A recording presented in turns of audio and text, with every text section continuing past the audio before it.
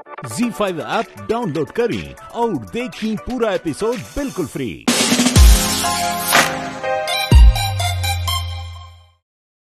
Police को बुलाने की कोनो जरूरत नहीं है, काहे कि अपना गुनाह तो खुद ही कबूल कर लिए।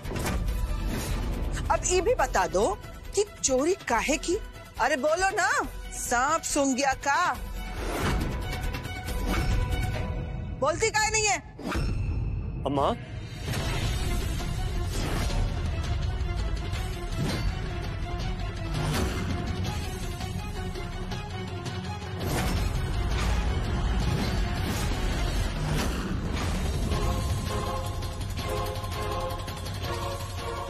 इतना रात के यहाँ पे पंचायत काहे लगाए? चंदा, तुम अब तक घर नहीं गई? बुआ जी इंतजार कर रही होंगी ना? जाओ, चलो घर जाओ। अरे बेटा, वो हम लोग किसी बात पर ना डिस्कशन कर रहे थे, वो घरे के भलाई के लिए है। अम्मा, डिस्कशन कल भी हो सकता है। देखिए ना कितनी रात हो गई है, वहाँ पे बुआ जी इंतजार कर रही होंगी। चंदा जाओ, चलो। ठीक है चंदा, तुम कल सुबह जल्दी आ जाना। हाँ, तब तक ये बैग हम अपने पास रखते हैं। चलो श्रद्धा।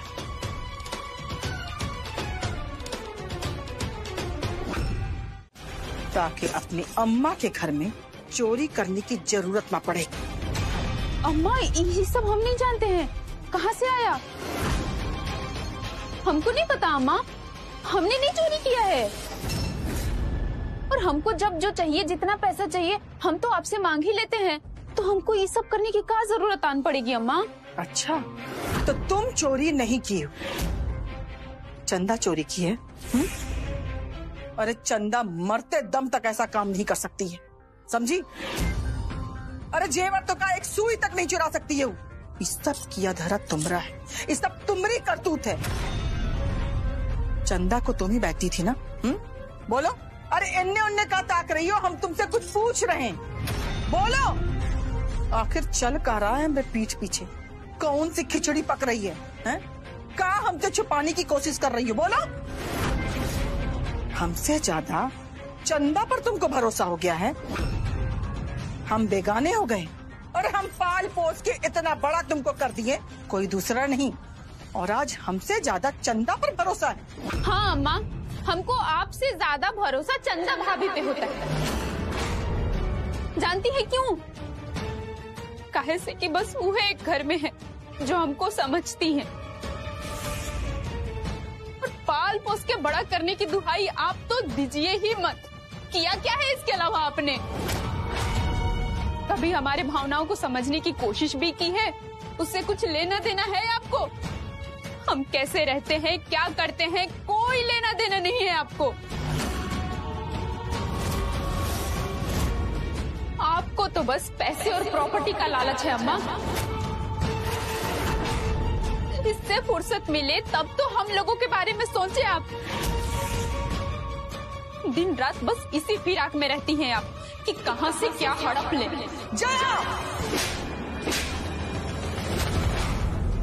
खबरदार, जो अब एक शब्द भी आगे कहा तुम। हम तुम्हारी अम्मा है तो क्या हुआ, खाल उधेड़ना भी जानते। बस यही एक वजह है अम्मा, जो चंदा भाभी पे विश्वास करने पर मजबूर करता है हमें।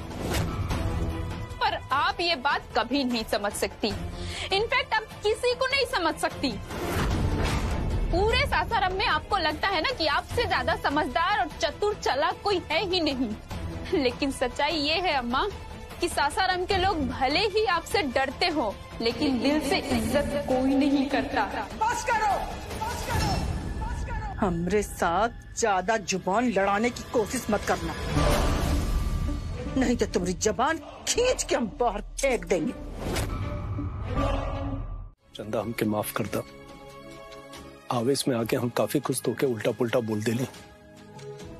तो के तो मालूम ही है ना, इतना महीने का काम पेंडिंग पड़ल है, नया ऑर्डर आवे वाला है, कोटेशन और टेंडर तैयार करे के बाद यही में हमारा दिमाग डिस्टर्ब हो गई और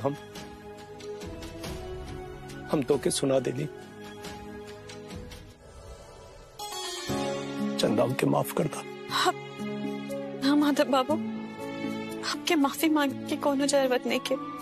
गलती तो हमार रहल, लेकिन अब आगे से ऐसा गलती ना होगी। गलती तो ना चंदा, गलती हमारा। हमके पता बा कि तू ऊपर ही मन से बोला तो चंदा, तोके तो मालूम है कि हम तोके कितना माने ली, कितना चाहे ली, लेकिन तू हमरा ऊपर भरोसा ना करेलू। ऐसे तो वो दिन का बात हमके ना बतेलू। हाँ माधव बाबू, हमरा के आपके ऊपर पूरा भरोसा हो, लेकिन भरोसा तो दोनों तरफ से होके के चाहिए ना।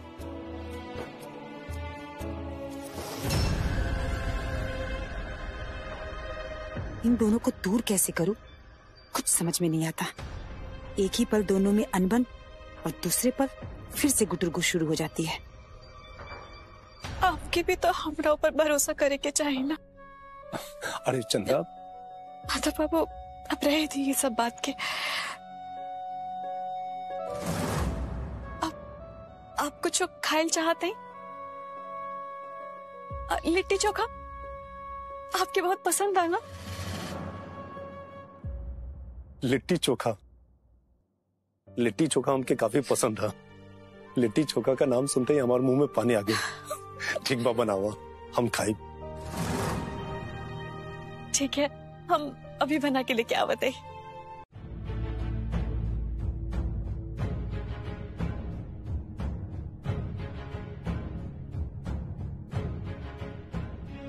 जान बच गई जया, ये तो अच्छा भइल के माधव बाबू के कुछ पता न चलल। पता आज तक घरे में खरमंडल होके से केहू ना रोक सकत रहल। माधव बाबू के नाम बचपन से जाना थे, वो जितना शांत हवन उतना ही तेज उनका गुस्सा है। हाँ भाभी, हमारी भी सांस अटक गई थी। पर भाभी, वो तो सारी अच्छी फोटो लेके आया था, कहीं उसकी कोई चाल तो नहीं है? अगर वो कोनो चाल चले की कोशिश करी ना तो हमने भी चुप ना बैठल जाए, तो हमने भी ओकर हर चाल के अच्छे से जवाब देवल जाए। हाँ भाभी, पर फोटो जो भी हो, वो आखिर चाहता क्या है? उसको डिनर पे बुलाते हैं हम। डिनर पे? आपके दिमाग तो ठीक है जया, वो आदमी के डिनर पे बुलावे के चाहते जे आपके जिंदगी बर्बाद करे पे तुला ला। कहाँ हो गए आपके? बिल्कुल भी ना। एक बार डिनर खातिर घर में आ गए, माधव बाबू संगे खाना खा ली तो समझ ला ओकरा के बाद तो हमने कुछ न कर सकी। काहे के लिए आप अपन पैर पे कुल्हाड़ी मारे के सोचे थे। हाँ भाभी, बात तो आप सही कह रही हैं। जया, अपना हमने के बहुत सावधानी से काम लेवे के पड़ी। कहीं वो खाना खाए के बहाने घर में डेरा ना डाल ली। ना भाभी, वो ऐसा नहीं करेगा, क्योंकि बस उसको पैसे से मतलब है। थैंक यू भाभी, उस दिन अम्मा के सामने हमारा नाम ले लिया होता कि वो गहना और पैसा हम ही ने चुराया था, तो आज आपके सामने हम खड़े होने के लायक नहीं होते। जया, वो तो हमार फर्ज रहल, लेकिन आप हमरा से वादा करी कि आज के बाद आप ऐसा कब्बो ना करब। हाँ भाभी। आपके तो पता है ना, चोरी करे पाप होखेला। आप बस माता रानी पे भरोसा रखी, सब कुछ ठीक कर दिया और हमने के ई मुसीबत से जरूर बाहर निकालिए। आंटी जी को ऐसा नहीं कहना चाहिए था। यार, तुम्हारी तो कोई इज्जत ही नहीं है इस घर में। कितना कुछ किया है तुमने इस घर के लिए। इनफैक्ट आंटी के लिए तुम तो अपनी जान देने के लिए भी तैयार हो, फिर भी आंटी सबके सामने तुम्हारी बेइज्जती करती रहती है। क्या इस घर में तुम्हारा कोई हक नहीं? क्या हुआ, तुम्हारा बस प्रॉपर्टी के पेपर्स में नाम नहीं है ना, तो क्या तुम्हारा इतना भी अधिकार नहीं कि तुम एक जमीन का, छोटी सी जमीन का सौदा कर सको? प्रॉफिट लॉस तो हर जगह होता है। आंटी जी को तुम्हारे साथ ऐसा व्यवहार नहीं करना चाहिए। सबके सामने हमेशा तुम्हारी बेइज्जती करती रहती है। तुम्हारी ना कोई वैल्यू ही नहीं है इस घर में। इसीलिए तो कभी कभी मनवा करता है कि सब कुछ छोड़ करके चले जाए यहाँ से। मतलब किसी काबिल ही नहीं समझा। आई एम सॉरी कार्तिक, मैं चाहती तो तुम्हें पहले ये बात बता सकती थी, पर अब काफी देर हो गई है और अब चीजें बद से बदतर हो गई हैं। मैं चाह के भी तुम्हें नहीं बता सकती। इसका मतलब तो ये हुआ कि हम जो तुम्हारा इतना केयर किए, इतना प्यार दिए, हमेशा दोस्त के जैसे पेश आए, सब व्यर्थ गया जया। हाँ, सब व्यर्थ। ऐसा नहीं है मेरे भाई, मैं तो कितनी लकी हूँ कि तुम्हारे जैसा भाई है मेरे पास, और भाई से बढ़कर दोस्त हो जिससे मैं अपने मन की बात बता सकती हूँ, अपना सुख दुख शेयर कर सकती हूँ। लेकिन इस बार मैं मजबूर हूँ तुम्हें ना बताने के लिए। प्लीज समझने की कोशिश करो। ऐसा समझो कि इसी में हमारी और हमारे खानदान की भलाई है। मुझे माफ कर दो। ठीक है, हम समझ गए। हमको तुम पे विश्वास भी है, लेकिन प्रॉमिस करो कि कभी भी कोई भी परेशानी होगी, कोई भी परेशानी तुम पर आएगा तो तुम सबसे पहले हमसे बताओगी, समझी? करो प्रॉमिस। प्रॉमिस। ठीक है, अब मुंह मत फुलाओ, चुड़ैल लग रही है, यहीं लगा दे ब्लॉक। हाँ? हंसो। अरे अरे रुको, अरे अरे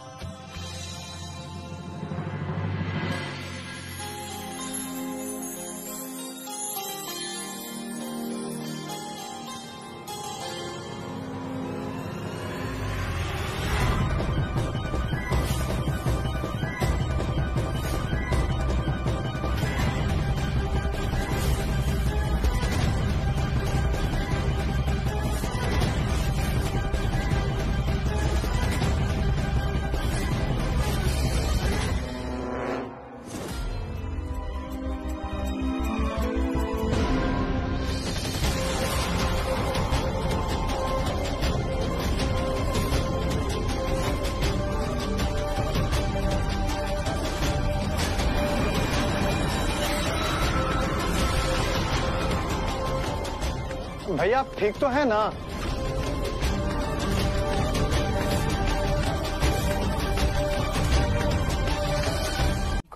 अम्मा पता नहीं हमें क्या हो गया था, हमारा सर काफी तेजी से दर्द करने लगा था और घूमने भी लगा था।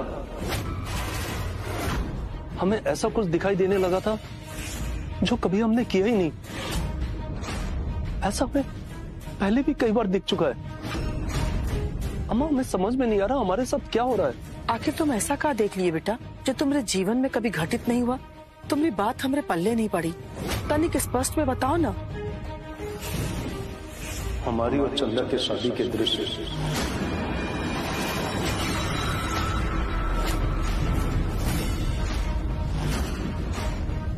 पर अम्मा ये कैसे संभव हो सकता है? अरे बेटा, तुमको चंदा की चिंता बहुत रहती है ना, इसीलिए तुमको ऐसा दिखाई पड़ा। और क्या दिखाई पड़ा बेटा? कुछ नहीं अम्मा। इसीलिए हम कहते हैं ना बेटा कि ये माला कभी मत उतारना।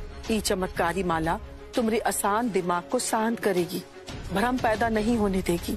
उलझुल जो दृश्य तुम्हें दिखाई देता है वो भी नहीं दिखाई देगी। इसीलिए हम कहते हैं बेटा कि चाहे कुछ भी हो जाए, ये माला कभी मत उतारना। आजा बाबू, आई ली नींबू पानी, पिए से आपके आराम मिली।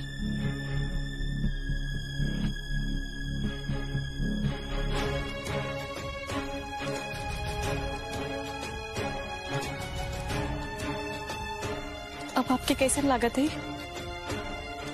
भगवान का लाख लाख शुक्र है कि अब हमारा माधो बेटा एकदम में ठीक है।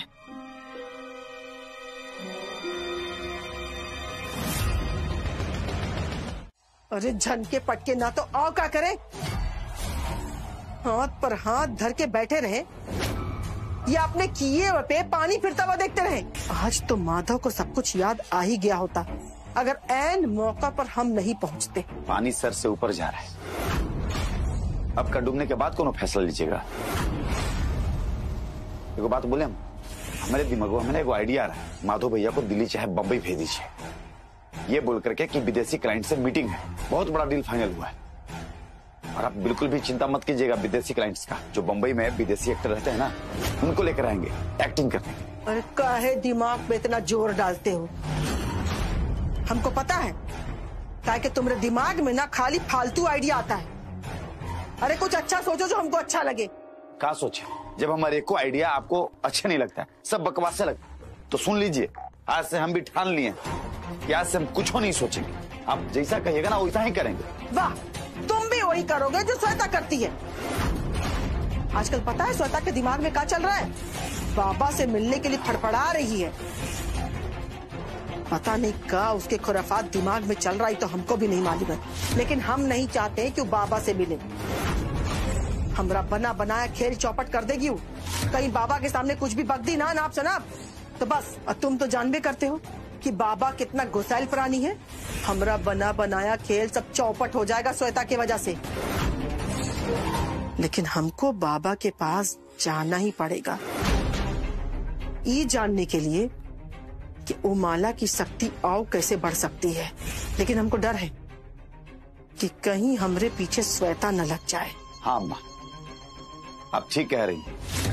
पता नहीं उस श्वेता के खुराफाती दिमाग में कौन सा खिचड़ी पक रहा होगा। आप चिंता मत कीजिए, उसको इस बात की तनिको भनक नहीं लगेगा। हम घर के पीछे गाड़ी लेकर के खड़ा रहेंगे। ओके?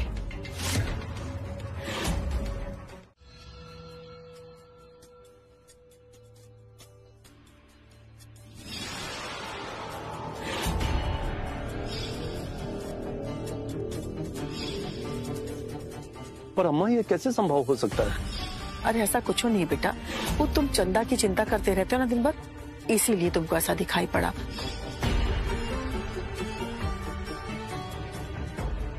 आखिर ऐसे कैसे हो सकता है? अम्मा कह रही थी कि चंदा का चिंता इसीलिए दृश्य दिखाई दिया, पर सवाल यह है कि हमें शादी का दृश्य क्यों दिखाई दिया? इसकी वजह हमें जाननी पड़ेगी।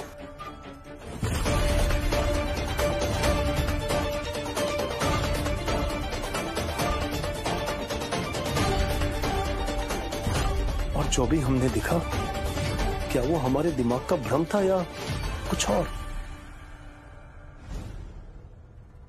इसकी तह तक जाने के लिए हमें वो सब फिर से देखना होगा। अभी आधी अधूरी चीजें दिखाई दी है। सच तभी सामने आ सकता है जब सब कुछ क्लियर दिखाई पड़े।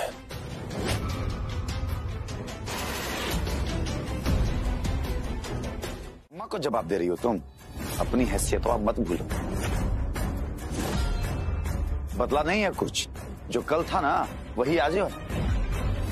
अरे वो तो गनीमत है अम्मा का कि तुमको इतना छूट दे रखी है कि तुम कभी भी माधव भैया के कमरे में आ जा सकती हो। अम्मा उंगली का पकड़ाई कि तुम तो अम्मा का गर्दने पकड़ने लगी। लेकिन रुद्र भैया, हम तो बस माधव बाबू के लड्डू खियाए खातिर कहले रहे। हम ऐसा तो कुछ न कहली कि आप हमरा पे इतना बिगड़ा थे। हम सब समझ रहे हैं चंदा, तुम माधव भैया के करीब आने की कोशिश कर रही हो, लेकिन एक बात याद रखना, हम ये सब होने नहीं देंगे। चली है हमरे से बुद्धि लड़ाने। अरे तुम जैसे 100 लोगों को रोज चराते हैं, रोज, समझे? अरे वो तो अम्मा की मेहरबानी है कि अभी तक तुम इस घर में टिकी हुई हो, नहीं तो कब का लात मार के निकाल देते तुम। अम्मा से जबान लड़ा रही हो, देखिए अपनी औकात। रुद्र,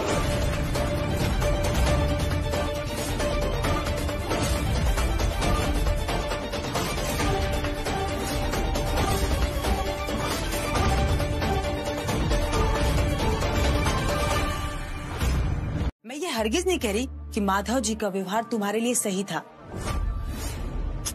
आंटी जी को तुम्हारे बचाव के लिए आगे तो आना ही चाहिए था। चलो ठीक है, आगे नहीं आ सकती थी तो शब्द तो बोल सकती थी ना। आखिर ये सब जो कुछ कर रहे हो आंटी जी के लिए कर रहे हो ना। आखिर तुम तो उन्हीं के सपोर्ट में बोल रहे थे ना। अरे हमरे सपोर्ट में उनके मुंह से 2 शब्द कैसे निकलेगा, जब उनके दिमागवा में बैठ गया है कि माधव भैया कभी गलत हो ही नहीं सकते। सारा खोट जो हमरे में है ना। देखो बात बोले, हम अगर अपनी जान भी निकाल करके उनके हथेली में रख देंगे ना श्वेता, फिर भी वो हमको ही गलत ठहराएगी। उनकी नजर में हमारी बिल्कुल भी इज्जत नहीं। ये सच नहीं है रुद्र, वो जो कुछ भी कर रही हैं तुम्हारे भविष्य को बेहतर बनाने के लिए ही तो कर रही है। माधव का साथ तो बस एक दिखावा है। दिखावा तो हमारे साथ कर रही हैं वो, मैं समझ रहा हूँ बलदेव चाचा। आजकल देख रहा हूँ मैं, उनके दिल में माधव भैया के लिए दिन प्रतिदिन प्यार उमड़ता ही जा रहा है। बदल गई हैं अम्मा, वो क्या करती हैं, क्या चाहती हैं, क्या करना चाहती हैं, सब जानता है। फिर भी वो हमको चार समाज में हमेशा नीचा दिखाने की कोशिश करती है। एक बात बोले बलदेव चाचा, अरे उनकी मति मारी गई, इसीलिए वो अपने सगे बेटे के साथ ऐसा काम कर रही।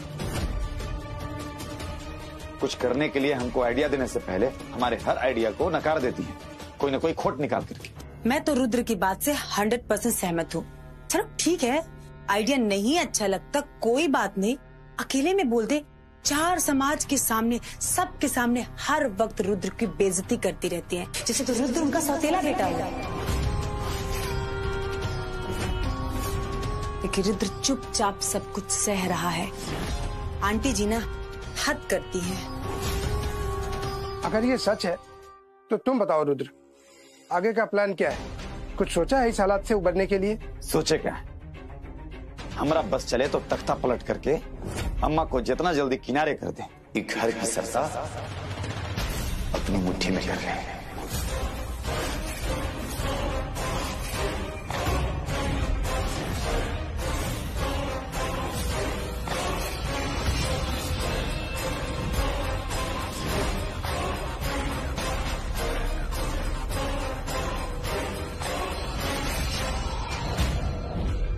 ये तुम्हारे बूते की बात नहीं है रुद्र।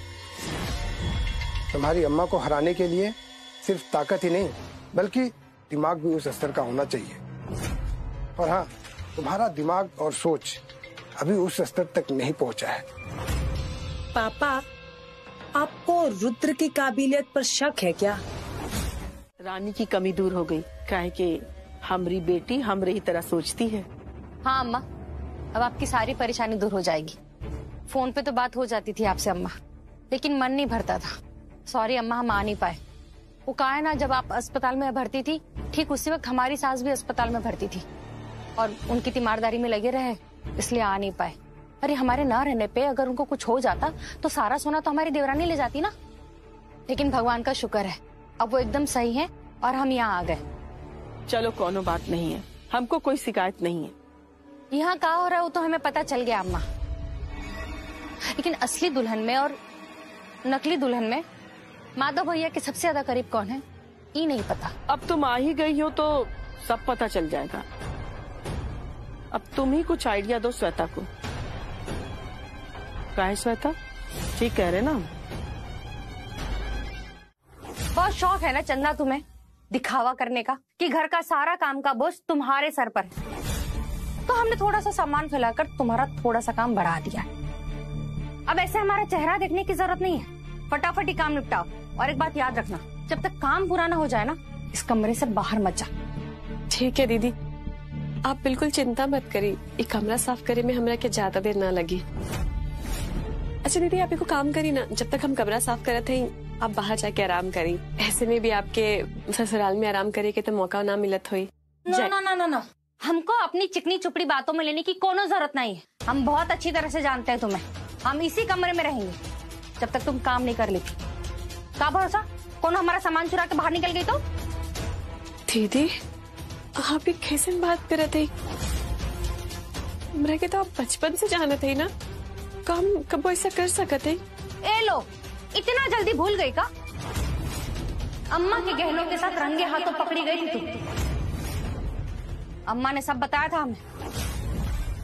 ये तो शुक्र मनाओ कि माधव भैया को कुछ पता नहीं, वरना कब का धक्के मार के इस घर से बाहर निकाल दिए होते तुम्हें।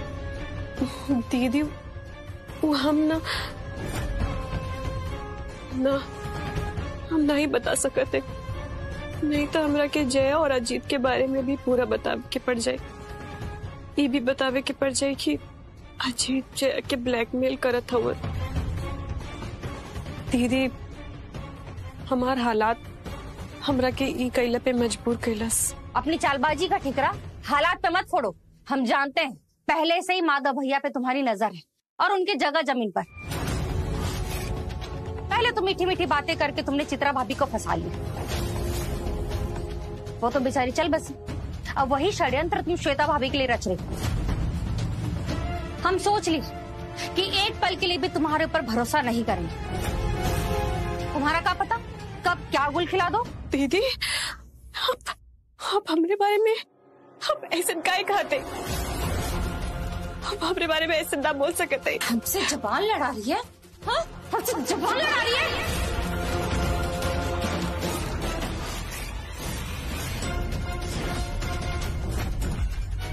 अब देखो देखो कैसे तुम्हारी जिंदगी को नर्क बनाते हैं हम।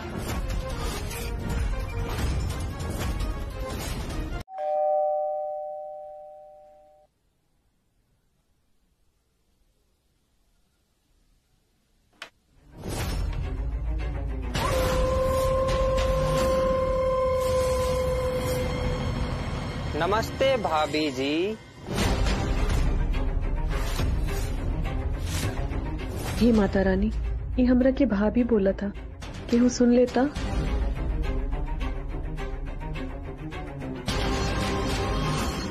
क्या हुआ? कुछ गलत कह दिया मैंने? वैसे एक बात कहनी पड़ेगी, आपकी एक्टिंग के सामने तो बड़े बड़े एक्टर्स भी फेल हैं। अब आपको और जया को ब्लैकमेल करने में और भी मजा आएगा। अजय प्लीज ये बात आप माधव बाबू के मत बताइए। क्या माधव भैया से आपकी बात छुपानी है? वाह, आपकी स्टोरी तो एकदम फिल्मी है भाभी जी। पहली बार ऐसा देख रहा हूँ, पति को ही नहीं पता कि उनके घर जो नौकरानी बन के रह रही है वही उनकी पत्नी है। मुझे तो लगा घर वालों से ये बात छुपाई जा रही है, लेकिन यहाँ तो कहानी ही उल्टी है, एकदम पेचीदा। मैं जितना सोच के आया था ये मैटर तो उससे ज्यादा पेचीदा लग रहा है। वैसे मैटर जितना पेचीदा होता है, ब्लैकमेलर के लिए उतना ही आसान होता है काम निकलवाना। अब तो गेम में और भी मजा आएगा। लेकिन ऐसा कैसे हो रहा है? ये बात कुछ समझ में नहीं आई। भाभी जी, आप कुछ बताने का कष्ट करेंगे कि मैं खुद ही माधव भैया से जाके पूछ लूं? हम आपके क्या बताएं? पता है पूनम, पहली बार कौन ढंग का लड़का दिखा है हमको। अरे पढ़ा लिखा तो है ही, समझदार भी है, खानदानी है, और सबसे अच्छी बात करोड़ों की प्रॉपर्टी का अकेला वारिस है। देखिए अम्मा, जया की जिंदगी का सवाल है, इसलिए कह रहे हैं जो भी फैसला करिएगा सोच समझ कर करिएगा। अरे तुम्हारी अम्मा इतनी भी बेवकूफ थोड़ी है जो बिना सोचे समझे इतना बड़ा फैसला ले लेगी। ये ठीक रहेगा अम्मा। अम्मा जी, हमरा के आपसे कुछ बात करे के हा। पूनम 2 मिनट तो। ठीक है अम्मा, आप लोग बात करिए, हम आते हैं। बोलो चंदा। अम्मा जी, हम आपसे ये पूछे के चाहते हैं कि आप पूनम दीदी की ये बात काहे ना बताओले है कि हम ही घर के बहू है, हम माधव बाबू के पत्नी है।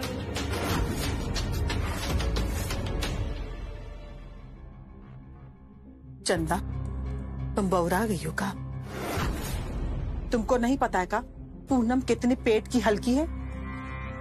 अब तक अगर उसको हम बोले होते ना तो माधव के कान तक की बात पहुंच गई होती। और तुम तो जानती हो ना कि डॉक्टर ने कहा है माधव की तबीयत को लेके।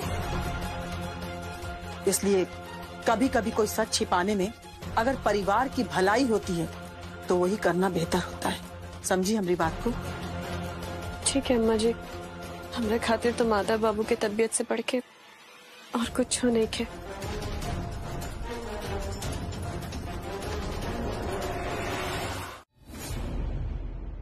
बैठो चंदा। ना दीदी, ठीक है बैठो, मुझे तुमसे कुछ बात करनी है। चंदा, मुझे पता है आंटी जी ने तुम्हें मना किया है पूनम को कुछ भी बताने के लिए तुम्हारे और माधव जी की शादी के बारे में।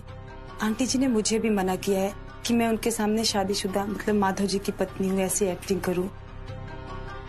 पर क्या कर सकते हैं, पूनम जब तक यहाँ है तो ऐसा करना पड़ेगा, मजबूरी है माधव जी के लिए। तुम समझ रही हो ना? हाँ दीदी, हम सब समझते हैं। माधव बाबू के खातिर तो हम कुछ भी कर सकते।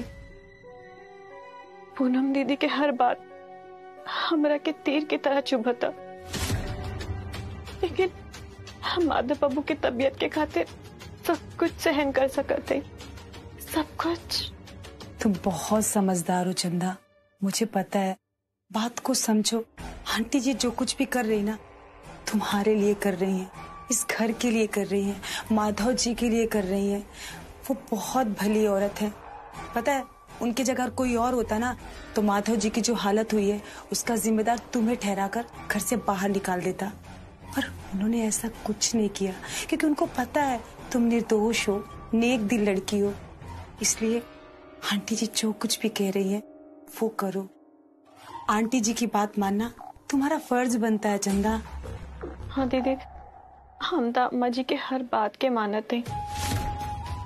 बस हम एक वो चीज चाहते ही दीदी कि अम्मा जी के नजर में जो आपके खातिर इज्जत और मान सम्मान है वही इज्जत मान सम्मान हमार खातिर भी हुई। चंदा